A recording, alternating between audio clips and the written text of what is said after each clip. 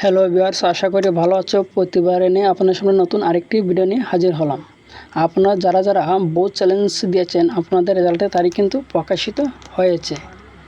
সেই তারিখে আমরা চলে যাচ্ছি। যার পর এখানে দেখতে পাচ্ছেন যে আগামী জুন মাসের 11 থেকে 12 তারিখের মধ্যে শিক্ষার্থীদের রেজাল্ট জানতে পারবেন। এখানে 11 থেকে 12 তারিখ দুই তারিখ দেওয়া আছে, তার মধ্যে 11 তারিখ কিন্তু রেজাল্ট দেওয়ার সম্ভাবনাটা বেশি।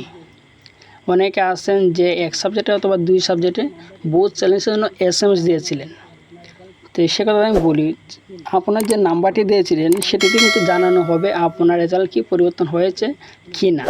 অথবা অনেক বোর্ডের সিস্টেম কিন্তু অনেক বিভাগের সিস্টেম অনেক রকম। অনেকে বিভাগে দেখবেন SMS দেবে, অনেকে একবার দেবে না। তার জন্য আমরা SMS-এর অপেক্ষা না করে আমরা সরাসরি চলে যাব এডুকেশন বোর্ডে যাওয়ার পর আগে আমরা যেভাবে দেখছিলাম যে রেজাল্ট SSC যে দাখিল আছে দাখিল দেবেন, দেওয়ার পর ইয়ার যে আছে যে ইয়ারটা আছে ইয়ারটা দেবেন 24, যে বোর্ড আছেন এই বোর্ডটা আপনি দিয়ে দেবেন। দেওয়ার পর রোল নাম্বার রেজিস্ট্রার নাম লিখে আপনি এখানে সাবমিট করে দেবেন। সাবমিট করে দিলে পরে কিন্তু আপনার রেজাল্টটা কিন্তু অটোমেটিকলি চলে আসবে। ধন্যবাদ। এই পর্যন্ত, দেখা হবে অন্য কোনো ভিডিওতে। যদি ভিডিওতে ভালো লাগে থাকে তো অবশ্যই ভিডিওতে লাইক করে দেবেন।